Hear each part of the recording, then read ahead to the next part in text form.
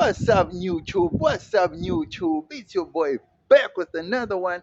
People, in today's video, we want to talk about, or rather, we want to discuss the Employment Equity Act in South Africa, whether it's justified or whether it's a means or a system of discrimination. Let me know what you think about this topic in the comment section below. Don't forget to like, comment, share, and subscribe to the channel. You know, we family, right? Holla. People, it's said that employment has become a topic that is either of despair or one of discouraging attitudes and one that is of optimistic. So it's like the pendulum swings in both directions. You know, one people feel like it's discriminatory, the others will feel like it's a vindication and gives hope, and others are optimistic. Well, others are, I don't know, passive about it. You know, they're just like pessimistic. And it's sad because the reason why employment equity was introduced was actually to address the imbalances of the past, right? And I don't know if it has actually reached its goal, its targets. I mean, I don't know if we can say it's working. I'm not sure if it's how do we measure that employment equity is a success or is it a failure? I mean, let's start at the beginning, right? So as we know, the history of South Africa has been well documented and everybody knows it. So in a nutshell, certain jobs were reserved for whites only, right? And those jobs, and it had been going on for what? For the duration of apartheid. So let's just say for 40 years, 40 plus years, right? It had been going on, right? And then the act was introduced to redress that problem because now there was a shortage or there's just a discrimination against black people or people of color rather that couldn't get into um, management positions like high management, you know. I think you could go as far as lower management, maybe to middle management if you're lucky in some cases. But I definitely know that for high management positions, it was always just white people. So mainly white people always in managerial positions, right? And black and colored people, Indian people could be foremen, could be supervisors, you know, you could be clerks, you could be anything else, you know, but you just couldn't be in managerial positions. It just was not a thing. And it been going on for a very long time. And that was the norm. And everybody went along with it. And you had to just make do with the positions you had and with the jobs you had. And that was it. Enter 1994, the ANC gets into power. They need to address, redress, and try and, I don't know, restore some balance, or, you know, because they could honestly see the imbalance of this system that seemed to work, but it just didn't represent the majority. So we cannot deny that even though there was unemployment, um, no, not unemployment, unfair ethics in the employment sector, right, during the apartheid years, right, that system worked, strangely enough. So 1994 comes around, rolls around, the ANC get power. So they introduced this Employment Equity Act, right, to redress this whole imbalance. Then we start seeing people getting employed, people of color getting employed, right? Black people, colored people, Indian people, getting into these high ranking positions, deservedly so or not. Was it on merit? Or was it just simply based on qualification? Was it based on experience? Because where was the experience going to come from if you've never been a manager before? Where was the experience going to come from? I mean, it's one thing to hire someone because this person knows what they're doing, or this person has experience in this field. It's quite another to hire someone and then you train them to become that, right? But at the end of the day, somebody's got to start somewhere. You understand? Then the appointments started becoming almost politicized, I think, because now it seemed as if you just needed a black face there or a face of color, so to speak, right? Because, like I said in the beginning, you couldn't get the job because you didn't have prior experience.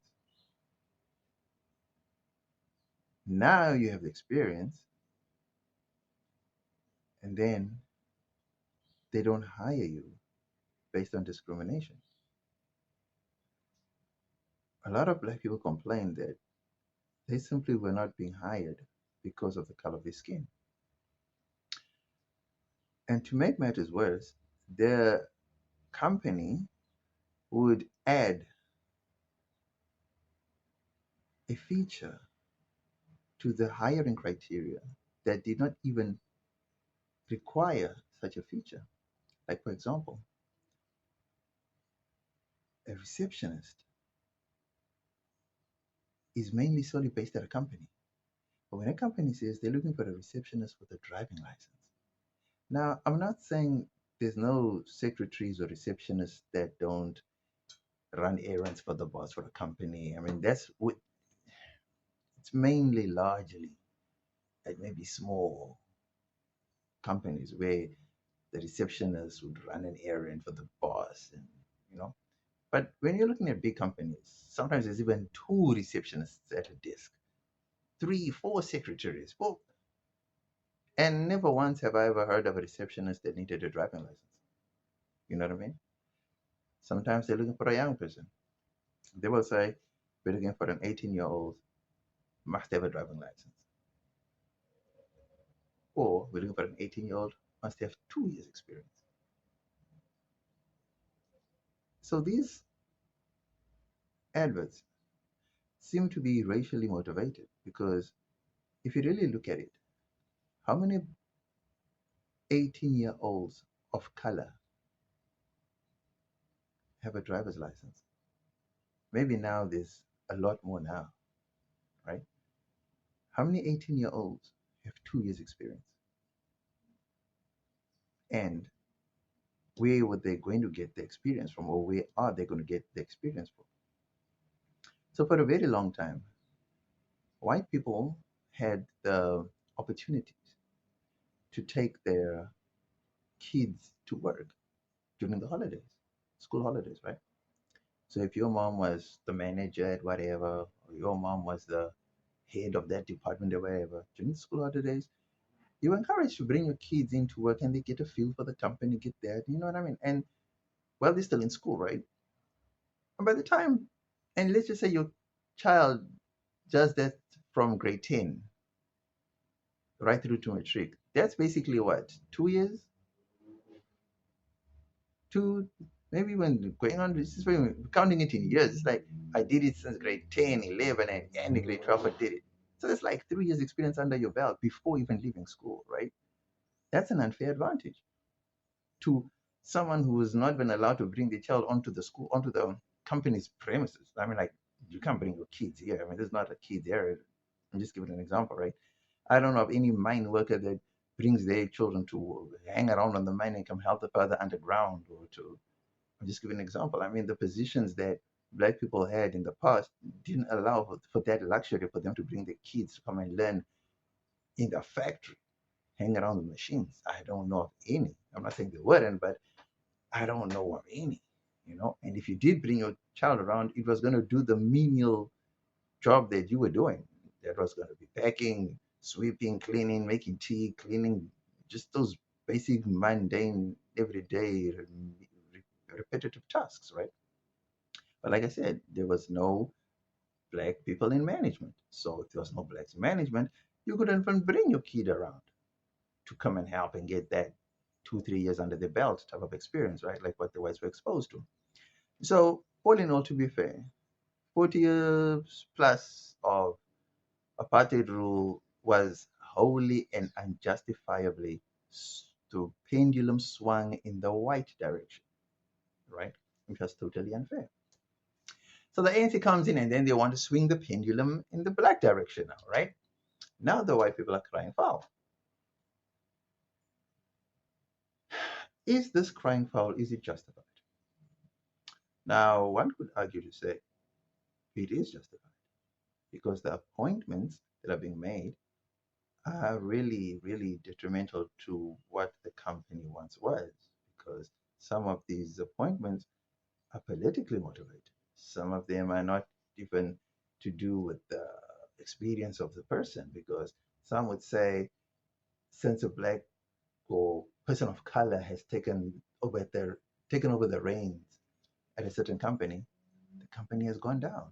I mean, we could take like the state-run SEOs, for example. I mean, look what happened with SAA. I mean, for 40 plus years, SAA was almost in the green, right in the black, like they always say, profits. You know what I mean? And then come enter politically elected officials and their appointees, appointing them as the heads of the.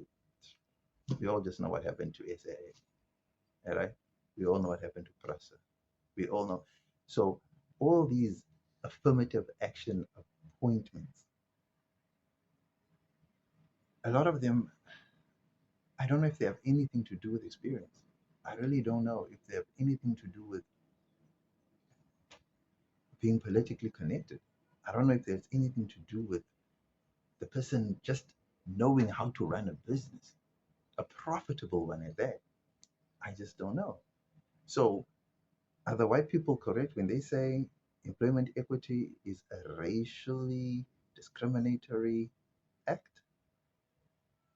Or is employment equity a mechanism to address the imbalances of the past? That's the question. What do you think? If you were appointed to a position that you have no experience, that you have to be taught the experience, right?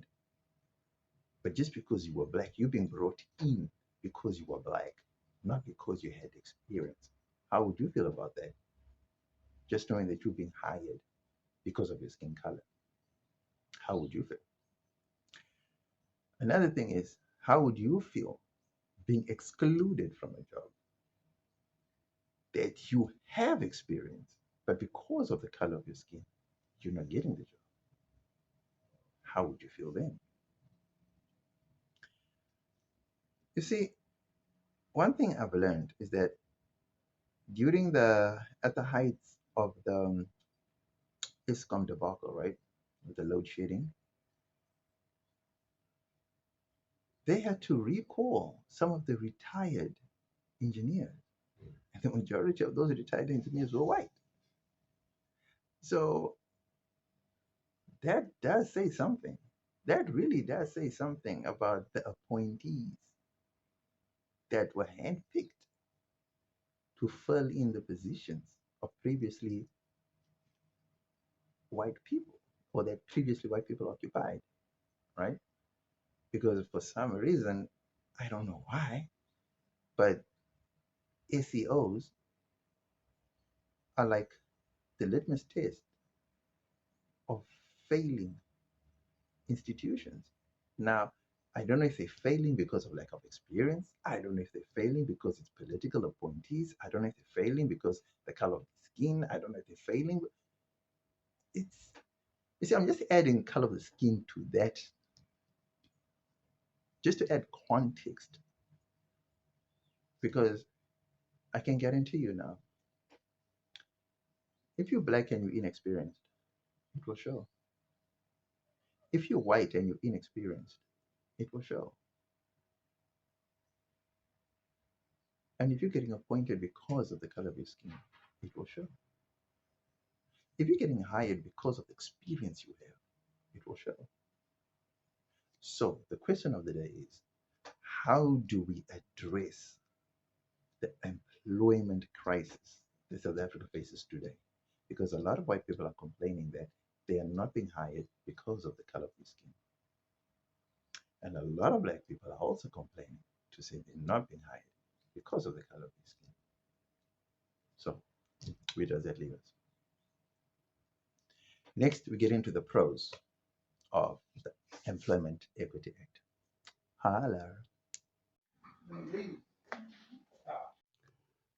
People, the pros of having the Employment Equity Act is that it seeks to address the imbalances of the employment past, right?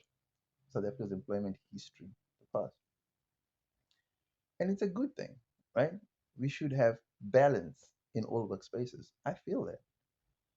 Do you know how harrowing it feels like being the only person of color at a company or being the only white person at a black company? I mean, it just doesn't. Companies are not run, to be honest, okay, companies are not run on demographics. Let's be honest. Companies are run on experience. Companies are run for profit. So it's a business. So you're not there for race and for creed and color. You're there for profit. You're there for business. You're there to sell. You're there to make money. You're there for the bottom line. That's the truth, right? Is it fair to exclude someone based on their skin color rather than on the experience? No, it's not fair. Is it fair to exclude someone because they are overexperienced? No, it's not fair. So, how do we tackle this? How do we solve this never ending issue that just seems to be going round and round and round in circles? So, the pro is it's nice that you want to address a long-standing issue that needs to be addressed. But how do you go about it? There's nuances to this. It can't be just because you're black, you get in the job. It can't be that. And it can't also be just because you're white, you're going to get the job. It just cannot be. So some things really need to be looked at. So like I'm saying, there's only one thing that I like about the Employment Equity Act is that it seeks to redress the imbalances of the past. That's the only pro I can think of. I can't think of any other pro. If you know of any other pro that I possibly can think of, please let me know in the comment section below. Next, we get into the cons of the Employment Equity Act. Holla. Phew, man. People, the one con that I can think of when it comes to the Employment Equity Act, is that it really takes away from experienced people.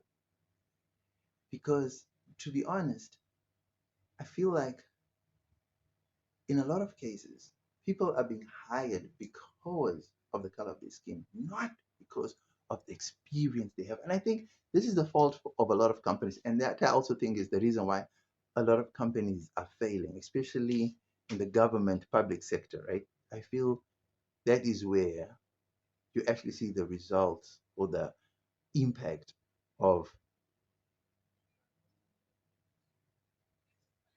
skin color appointees doing a disservice to the nation. Because at the end of the day, to be honest, it's not fair and it's not right that because someone is politically connected, that they get to run an entire SEO, you know?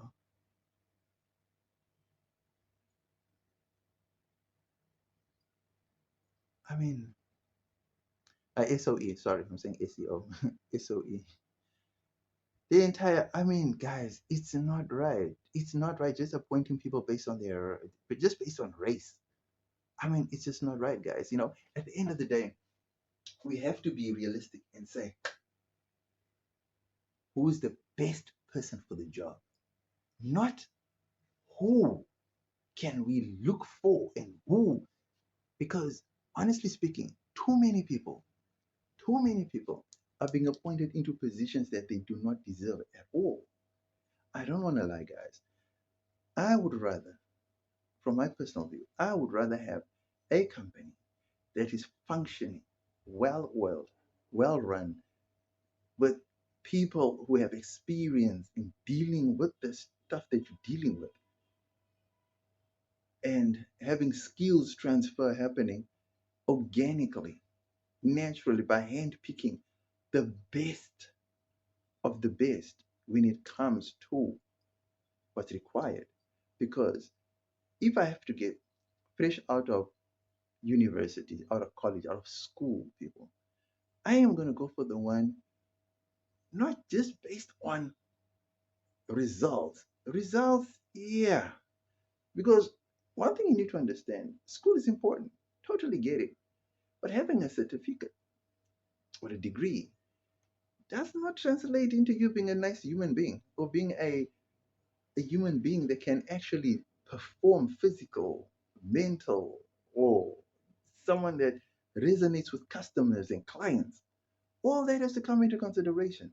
If you just handpick someone just based on the skin color or the qualification, then you might just be doing a disservice to the SOE or to the company that is supposed to be one that is supposed to be flying high. I say a good example is SAA. Look at PRASA. Things just start falling apart. Now, are they falling apart because the wrong people were employed? Or was it because the right people with the wrong attitude were employed? Or the wrong people with the right attitude? How do we know? All we know is political appointments, cadre appointments, body appointments doesn't work. And it's been proven. So let me know what you think about this topic in the comment section below. How best can we address the Employment Equity Act? How best can we address that? All people are complaining on both sides. So, which is the best way forward? Let me know what you think about this topic in the comment section below. Don't forget to like, comment, share, and subscribe to the channel. You know we family, right? Holla!